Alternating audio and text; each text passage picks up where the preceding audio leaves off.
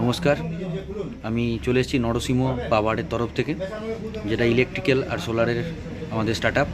সেখানে আজকে দেখাবো আপনাদেরকে কমটন গ্রিপসের যে মনোব্লক পাম্প, যেটা এগ্রিকালচার পারপাস ব্যবহার করা হয়, সেটার রিভিউ। এই যে কমটন গ্রিপসের সেন্ট্রিফিউজাল মনোব্লক পাম্প, যেটা একদম ডাইরেক্ট কমটন গ্রিপস থেকে আনা হয়েছে, যেটা হচ্ছে আপনার সিঙ্গেল পেজ। এই মোটরটা সিঙ্গেল পেজ এগ্রিকালচার পারপাস ব্যবহার করা হবে। এখানে যে 50 mm বাই 50 mm মানে 2 ইঞ্চি জল সাকশন করবে, 2 ইঞ্চি জল ডেলিভারি দেবে যে বোর্ডটা আছে। আর সেটা হেড হচ্ছে 6 থেকে 12 মিটার, মানে নিচে থেকে উপর অব্দি যে জল দেওয়ার যে ক্ষমতাটা। আর LPM লিটার পার যে মিনিটটা রয়েছে, তো সেই জায়গা থেকে ডিসচার্জ ক্যাপাবিলিটি সেটা দেওয়া আছে এখানে।